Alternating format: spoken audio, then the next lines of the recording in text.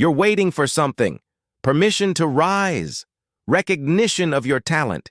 Invitation to the table where decisions are made. Acknowledgement that you deserve a position of power. And while you wait, while you hope someone will notice you and grant you what you believe you've earned, others are taking what they want, building what they need, creating thrones for themselves instead of begging for chairs at tables they don't control.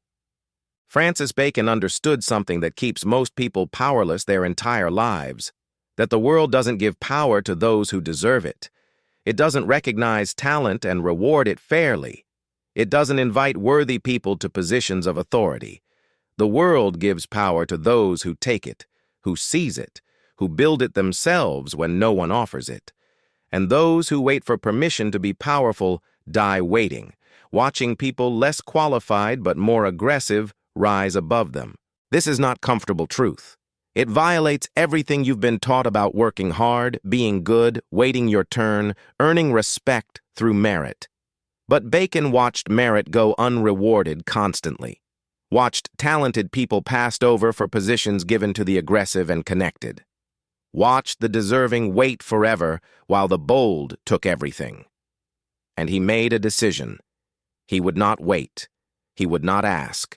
He would seize his own throne, build his own table, create his own authority, and force the world to acknowledge what he'd built. So let's break down Francis Bacon's dark strategy for seizing your own throne, for taking power when no one wants to give it to you, for building authority from nothing when the system is designed to keep you out, for creating your own empire when you're not invited to join anyone else's.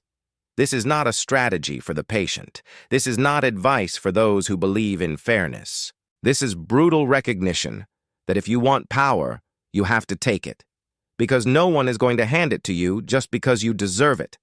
The first truth Bacon learned is that waiting for recognition is a trap. The system wants you to wait, to be patient, to work hard and hope someone notices, to believe that merit alone will elevate you. Because while you're waiting, you're not threatening anyone. You're not competing for real power. You're staying in your lane, working within the system, hoping the system rewards you. And the system loves this, because the system is run by people who already have power, and they don't want new competitors. So they tell you to wait, to earn it, to prove yourself worthy, to work your way up slowly through proper channels. And some people actually do rise this way, just enough to make the story believable, just enough to keep everyone else waiting and hoping. But most don't. Most wait and watch people who took what they wanted pass them, who built their own platforms, who seized opportunities without asking, who didn't wait for permission because they understood permission would never come. Bacon could have waited. He was talented, educated, connected enough to have a chance at traditional advancement. But he saw how the game actually worked. He saw that those who waited their turn often never got their turn, that the system promoted who it wanted to promote, and merit was just one factor among many, often not the most important one. So he stopped waiting, stopped hoping someone would recognize his worth and elevate him, and started building power on his own terms. This meant identifying what power actually is, not titles, not positions, not formal authority granted by institutions. Those are symbols of power, but real power is the ability to make things happen, to influence outcomes, to command resources and attention, to be someone others need or fear or respect enough to listen to.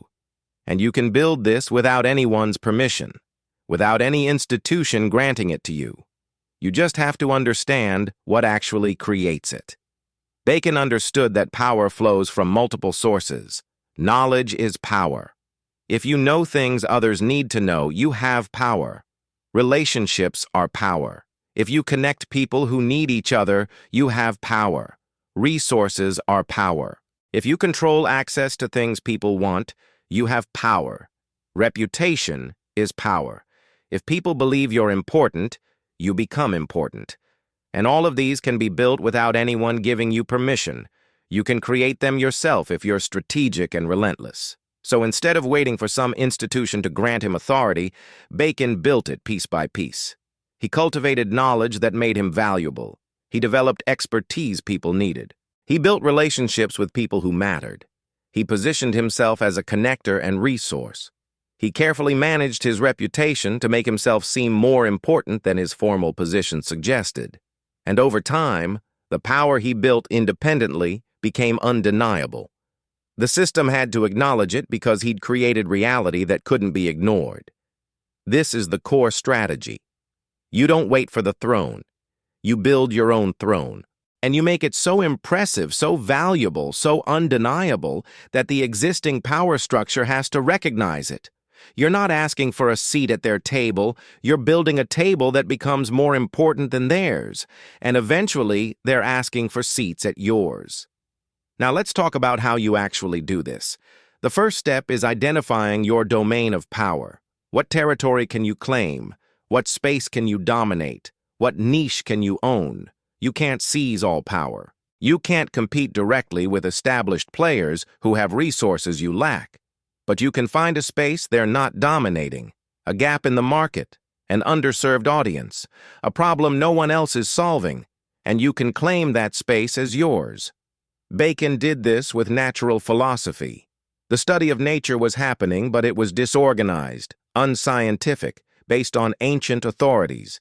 He saw an opportunity to revolutionize how knowledge was gained and organized, to claim intellectual territory that others hadn't properly dominated. And he seized it. He didn't ask the existing philosophers if he could. He didn't wait for universities to grant him authority to redefine their field. He just did it. He wrote books establishing his methods. He built followers who adopted his approaches. He created a revolution in thought that the establishment had to acknowledge because it was happening whether they approved or not. This is key. You find territory that's claimable, that existing powers aren't fully controlling, that you can dominate if you're willing to work harder, think smarter, or operate differently than current players. And you claim it. You don't ask. You don't wait. You don't seek approval. You just start operating as if that territory is yours. And you make it true through the work you do and the results you create. For you, this might be a skill set no one else has mastered. A market segment others are ignoring. A platform where you can build audience. A problem you can solve better than anyone else. A community you can serve that's underserved. You identify the territory and you claim it. Not by announcing you're claiming it, by actually doing the work to dominate it, by becoming the obvious choice, the clear authority, the person everyone associates with that territory. Once you've claimed territory, you defend and expand it. This is where most people fail. They claim something small but don't defend it effectively or expand strategically. They let others encroach on their space. They don't push boundaries to grow their domain. They stay small and eventually get absorbed or bypassed by others with more aggressive strategies. Bacon defended his intellectual territory viciously. When others tried to claim credit for his methods or challenge his frameworks, he fought back, through writing, through relationships, through political maneuvering. He made it costly to challenge his authority in his domain. He positioned his methods as the obviously superior approach. He built a following that defended his frameworks. He made his territory defensible and costly to invade. But he also expanded. He didn't stay narrowly focused on one small area. He applied his methods broadly.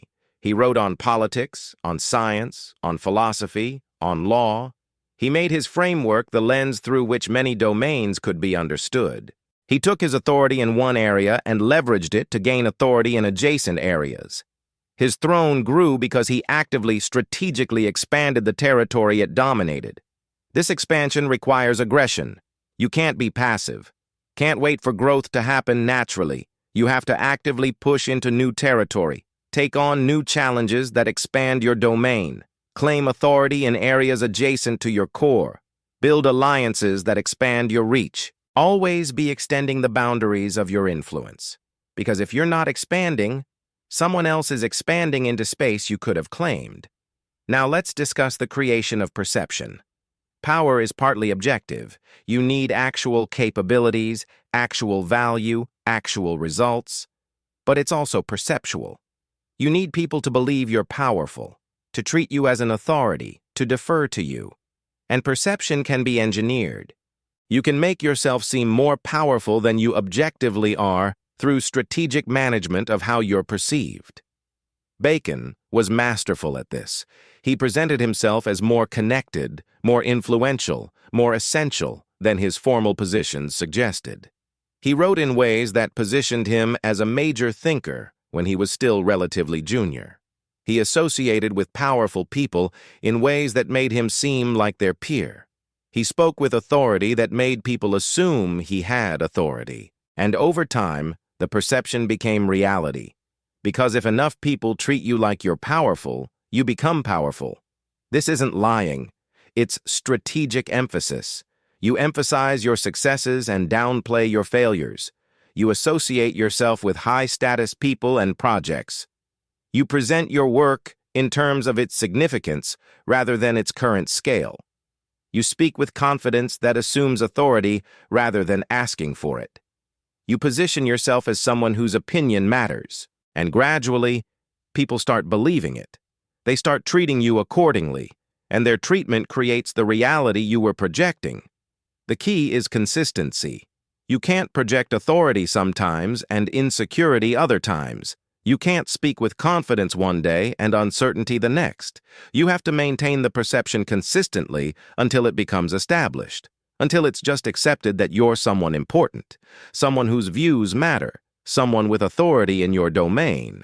This takes discipline, but it's how you create power from perception that then becomes real power through others' responses.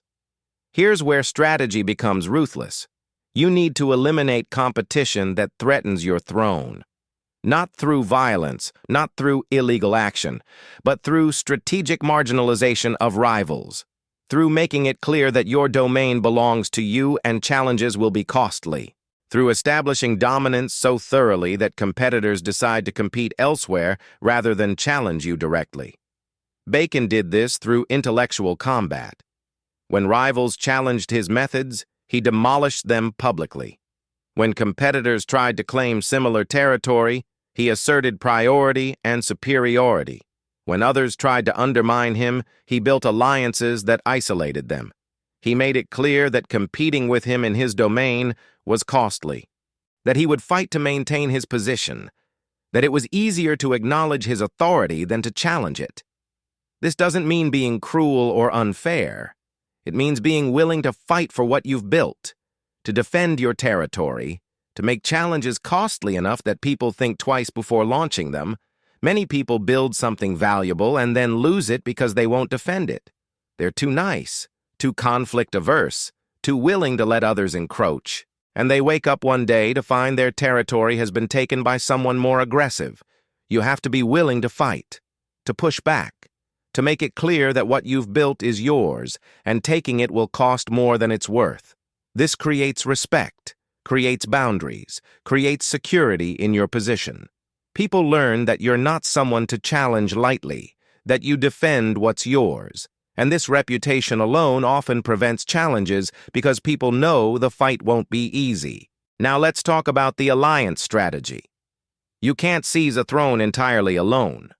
You need supporters, allies, people who benefit from your rise and will help you rise, people who see value in your power and want to be associated with it. You have to build a coalition that supports your claim to authority even when others challenge it. Bacon built strategic alliances constantly, with other intellectuals who adopted his methods, with political figures who valued his expertise, with patrons who gained status from supporting his work. He made sure that many people had interest in his success, that his rise helped others rise, that supporting him was beneficial to those who did it. This created a network that defended his authority and extended his influence. The alliance building requires offering value. You can't just ask for support. You have to give people reasons to support you, to invest in your success. This might be sharing credit, offering opportunities, providing access or resources, helping them achieve their goals. The more people benefit from your success, the more they'll work to ensure it. And the more allies you have, the more defensible your throne becomes. But choose allies strategically. Not everyone who wants to ally with you is worth allying with. Some will drain resources without providing value. Some will try to use your platform to compete with you. Some will be liabilities that damage your reputation. You need to be selective, to ally with people who genuinely add value, who have resources or capabilities that complement yours, who share your goals enough to be reliable but need you enough not to betray you. Here's a dark truth about seizing power. You will make enemies. People who had power you're claiming. People who wanted the space you've dominated. People who feel threatened by your rise. People who just don't like successful people. You can't avoid this. And trying to avoid it by being too nice, too accommodating, too worried about making everyone happy will prevent you from actually seizing anything significant. Bacon had many enemies. Rivals who resented his success. Traditionalists who hated his methods. Political opponents who saw him as a threat. People he'd outmaneuvered on his rise. He didn't try to make everyone like him. He focused on building power strong enough that his enemies couldn't destroy him. On creating positions so defensible that attacks failed. On having allies strong enough that enemies thought twice before acting. This means accepting that some people will hate you, will work against you, will try to undermine or destroy what you've built. And instead of trying to win them over, which often isn't possible, you make yourself strong enough that their enmity doesn't matter. You build thick enough skin to handle criticism and attacks. You develop support systems that buffer you from enemy action. You become secure enough that you don't need everyone's approval. The focus isn't on minimizing enemies, it's on maximizing your defensibility despite enemies, on building power that survives attack. On creating value so undeniable that even enemies have to acknowledge it or look foolish. You don't win by making everyone love you. You win by making your position so strong that those who hate you can't effectively harm you. Now we need to discuss the patience paradox. Seizing a throne is aggressive and active, but it also requires patience. You can't build real power instantly. You can't dominate a domain overnight. You can't create unshakable authority in weeks. It takes time, consistent effort over months and years. And during that time, you have to maintain the aggression and activity while not getting discouraged that you haven't already arrived. Bacon spent decades building his position. He didn't become Lord Chancellor overnight. He didn't revolutionize philosophy in a year. He worked consistently, aggressively, strategically for most of his adult life, building piece by piece, taking opportunities as they came, creating opportunities when they didn't, never stopping, never satisfied, always pushing to expand his influence and authority. This is the paradox. You have to be impatient enough to act aggressively, to not wait for permission, to seize opportunities immediately, to move fast, but patient enough to keep building when results are slow, to persist when progress isn't obvious, to maintain effort over years of grinding work. The aggression without patience becomes reckless. The patience without aggression becomes passivity. You need both. The way to manage this is through milestones. You can't think only about the final throne. That's too distant, too overwhelming. You have to break it into achievable stages. Territory to claim in the next month, authority to build in the next quarter, alliances to forge in the next year. Each milestone is achievable. Each success builds toward the larger goal, and each achievement provides motivation to continue. Bacon didn't start trying to be Lord Chancellor. He started trying to be noticed, then trying to be useful to powerful people, then trying to gain minor positions, then leveraging those into larger ones. Each step was its own goal. Each success created foundation for the next stage. He was building toward ultimate power, but he was focused on winning the next battle, claiming the next piece of territory, rising to the next level, and those incremental victories accumulated into the throne he ultimately seized. Let's talk about the reinvention strategy. Sometimes the throne you want doesn't exist. The position you desire hasn't been created. The authority you need isn't available in existing structures.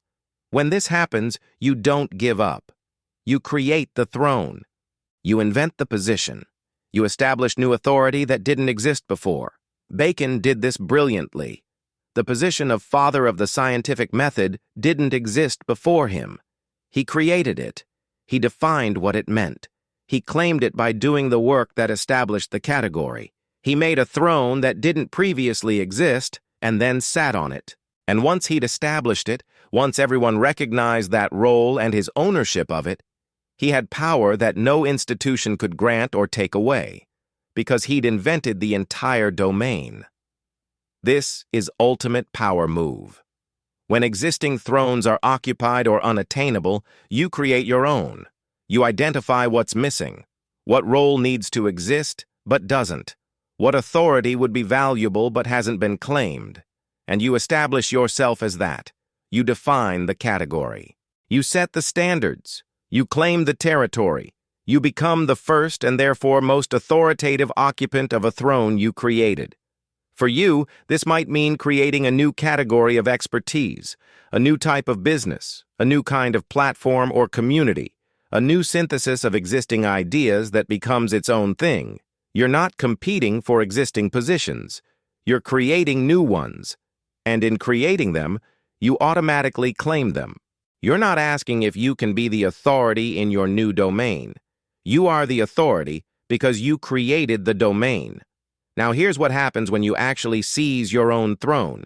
When you build real power independently of existing systems. When you create authority that doesn't require institutional validation. The system that ignored you, that wouldn't give you permission, that kept you waiting, suddenly wants to acknowledge you, wants to incorporate you, wants to claim some credit for your success. Bacon experienced this. The institutions that wouldn't promote him early suddenly wanted to give him positions once he'd built power independently. The people who wouldn't recognize his worth suddenly wanted to associate with him once he was undeniably important. The system that told him to wait his turn suddenly had a place for him once he'd stopped waiting and built his own place. This is the irony. The system respects those who don't need the system.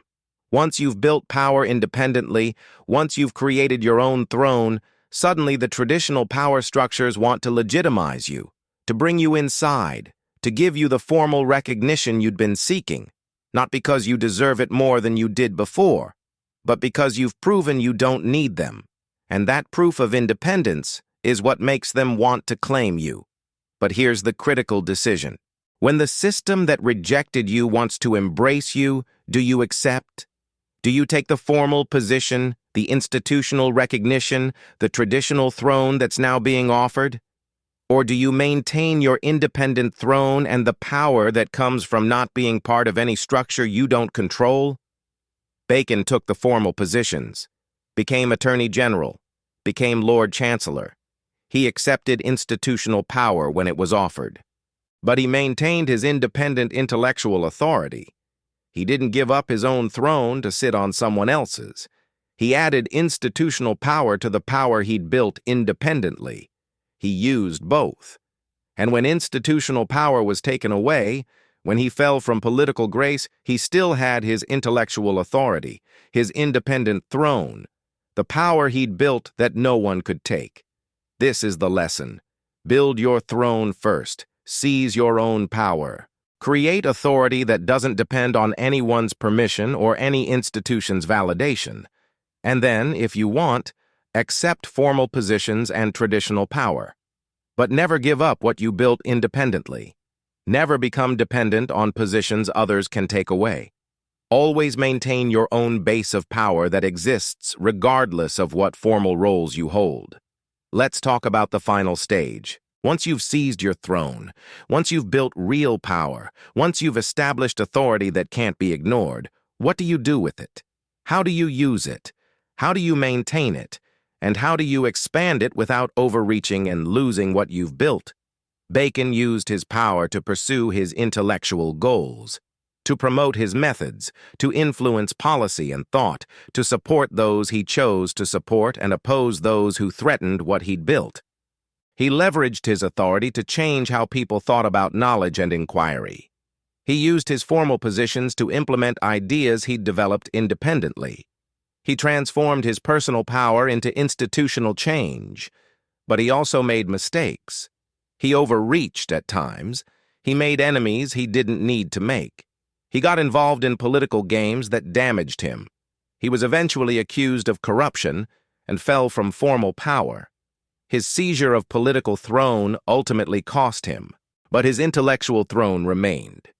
His contributions to philosophy and science survived his political fall, because he'd built something that transcended any single position or institution. The lesson is that you use your throne wisely. You don't overreach. You don't abuse power in ways that create unnecessary enemies or justified opposition. You leverage what you've built to achieve goals that matter, to create things of value, to establish legacy that outlasts your formal positions. You remember that the throne you seized can be defended or lost based on how you wield the power it provides, and you never stop building, never become complacent, never assume your position is secure, because just as you seized power when others wouldn't give it to you, someone else might try to seize what you've built. Someone younger, hungrier, more aggressive might decide your throne should be theirs. And if you've gotten lazy, if you've stopped defending and expanding, they might take it. So Francis Bacon's dark strategy for seizing your own throne ultimately comes down to this. Stop waiting for permission. Stop hoping someone will recognize your worth and elevate you. Stop believing the system will reward you fairly if you just work hard and wait your turn. It won't. Not for most people. Not unless you force it to. Instead, identify territory you can claim, domain you can dominate, authority you can build independently, and seize it. Not by asking, not by waiting, by doing the work that makes it yours, by building power piece by piece, by creating value that can't be ignored, by positioning yourself as the authority in your chosen domain, by making yourself so valuable, so influential, so undeniable that the world has to acknowledge what you've built. Build alliances that support your rise. Eliminate or marginalize competition that threatens your position. Manage perception to make yourself seem as powerful as possible. Defend what you build aggressively. Expand continuously. Be patient enough to persist for years, but aggressive enough to seize every opportunity. And never, ever wait for someone else to give you what you can build yourself. The world is full of empty thrones, domains that no one dominates, territory that's claimable, authority that's available to those bold enough to claim it. Most people see these opportunities and think, I should wait until I'm more qualified, or I should ask if it's okay to try, or someone more important should do this first. And while they wait and wonder and ask for permission, someone else who doesn't wait, who doesn't ask, who doesn't care about permission, seizes the throne. Francis Bacon didn't wait, didn't ask, didn't let anyone tell him he wasn't ready or wasn't allowed or shouldn't try. He identified what he wanted. He built it himself. He seized authority that no one wanted to give him, and he forced the world to acknowledge what he'd created. Not because he was more talented than everyone else, but because he understood that power goes to those who take it, that thrones belong to those who seize them, that waiting for permission is how you stay powerless forever. The throne you want exists, or can be created. The power you need is available, or can be built. The authority you desire is there for the taking, but you have to take it. No one is going to give it to you. No one is going to invite you to claim it. No one is going to recognize you deserve it and hand it over. You have to seize it, build it, create it. Make it yours through work and strategy and relentless pursuit. Stop waiting. Start building. Seize your own throne. Because that's the only way you'll ever sit on one.